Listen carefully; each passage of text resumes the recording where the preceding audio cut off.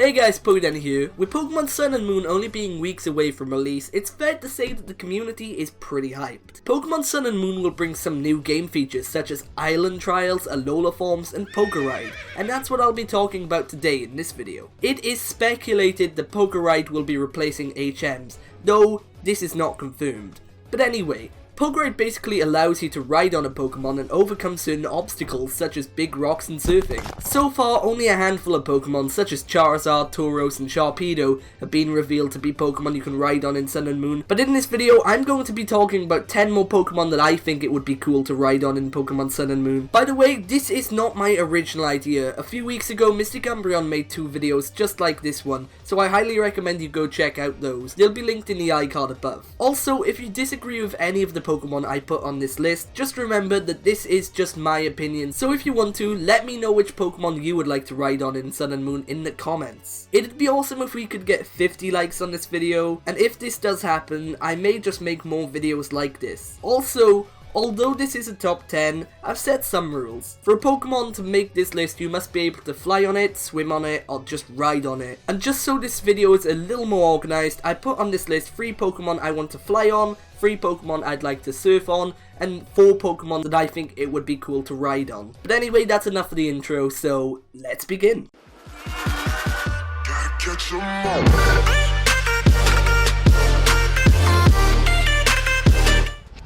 Kicking off this list is one of the more iconic water Pokemon, Suicune. Although you could probably ride Suicune on land, it made this list as a Pokemon I would like to ride on water. I imagine that Suicune would act similarly to Sharpedo in that it would be a fast Pokemon on water and would easily be able to smash any obstacles in its way.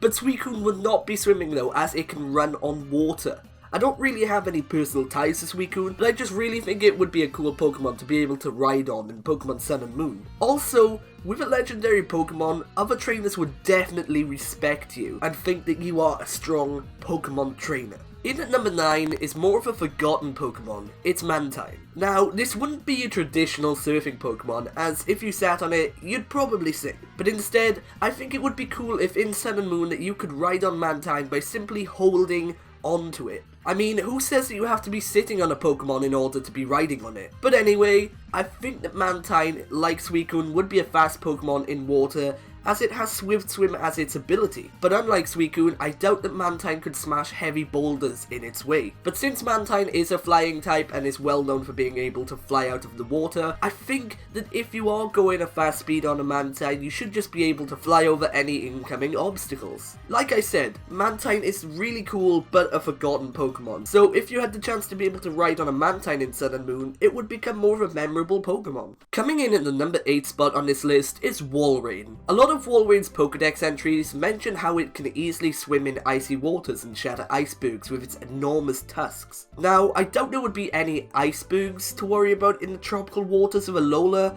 but on the other hand, like I previously mentioned, there will be things like boulders in the water that may prevent you from getting helpful items or unlocking new places to visit in the Alola region. And if Walrein can easily shatter an iceberg, I'm pretty sure that a boulder wouldn't be too big a problem. Although it doesn't have great speed, Walrein is a strong Pokemon. In the water, I'd imagine it would move slower than other Pokemon, but still, it would be able to easily pass any obstacle in its way.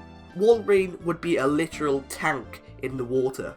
Now that we're done talking about the Pokemon we can surf on in Sun and Moon, let's talk about a few Pokemon it'd be cool to ride across the skies on. Coming in at number 7 is Noivern. I fell in love with Noivern when it was first announced, as did many other Pokemon fans.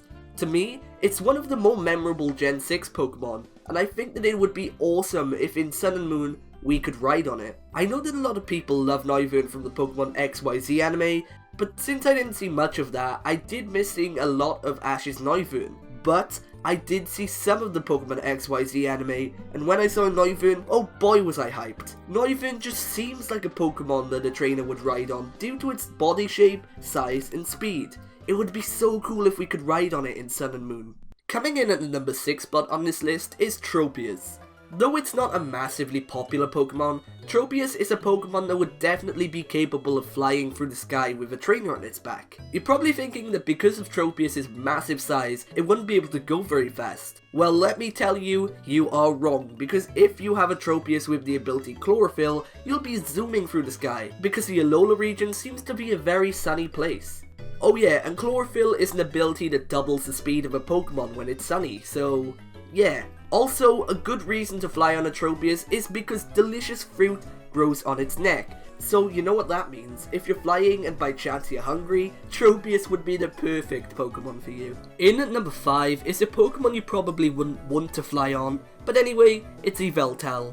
Now, don't get me wrong, Yveltal would and could easily kill you, but some people live for danger, and you can't get any more dangerous than flying through the sky on the back of the Bird of Death. Admittedly, at first I put Yveltal on this list purely for the lols, but then I started looking into it a bit more. Not only is Yveltal a fast Pokemon, but it's also pretty damn strong. If you were flying through the sky and couldn't be bothered battling any Pokemon, like in the Pokemon movie Diancie and the Cocoon of Destruction, Yveltal could just use Oblivion Wing and turn those Pokemon into stone. Also, I feel like people would fear the person who is capable of taming an Yveltal.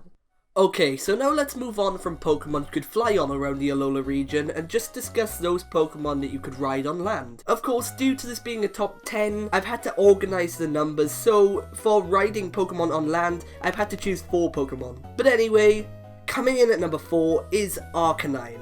Ever since seeing Arcanine in the anime, it's always given off this badass impression to me. It's also one of my favourite fire-type Pokemon too, and I feel that riding on an Arcanine would also keep you pretty warm. If there's an obstacle blocking you from passing, I'm pretty sure Arcanine would be capable of overcoming that obstacle. It's a strong Pokemon, and I'm pretty sure that a lot of other people would also like to ride on an Arcanine too. Even though Arcanine would be a good Pokemon to ride on land, I feel that there would be a better Pokemon to ride on a volcano. And coming in at number 3 is that very Pokemon, it's Camerupt. Yet again, Camerupt is another Pokemon that I'm pretty sure would keep your tushy warm. I believe it would also be a good Pokemon to ride on that volcano. Yes, it may not be that comfortable to be sitting on what are pretty much rocks, but remember Mamoswine? That still worked, didn't it? Its speed isn't too great, but like Walrein, it's a strong Pokemon. Also, if you didn't know, Camerupt is actually based on a camel, and camels are animals that are often used for transport, so I honestly don't think it would be much of a stretch to ride on a Camerupt in Pokemon Sun and Moon. The next Pokemon on this list, and at number 2, is Hipouton. Okay, so Hipouton faces the same problem as Camerupt, as it isn't very fast, but like Camerupt, it can certainly give a hit. It would be so cool if in the desert it's possible to ride on a Hipouton. Its jaws are super strong, and it would absolutely demolish any obstacle in its way. Though a problem you could face with riding on a Hipouton is that it has the ability Sandstream, which would whip up a sandstorm as soon as Hipouton is sent out. So let's just hope that this Hipouton will have the ability Sandforce instead. Honestly, there are probably better options than to ride on a Hipouton, but I'm a Sinnoh fanboy and really wanted to put this Pokemon on the list. And the Pokemon coming in at number 1 on this list is none other than Luxray. Once again, I've put this Pokemon on the list due to very biased reasons, as it is my favourite Pokemon. But that doesn't matter because it would be so cool to ride on the back of such a regal Pokemon. I mean, any trainer I see riding on the back of such a beast would automatically gain my respect. Luxray's also a pretty speedy Pokemon, so I imagine it could get you from A to B pretty quickly. Overall, I just love Luxray, and even though it probably doesn't deserve the number 1 spot on this list, it's a cool Pokemon, and to be honest, I didn't really know how I could order this list much better. So guys, that is it for this list. I hope you've enjoyed, and if you have, please be sure to let me know by leaving a like, and if you haven't already, subscribe for more. I also want to hear what your opinions are in the comments, so be sure to let me know. But that's it for now, so I've been PokéDan, you've been amazing, and I'll see you guys next time.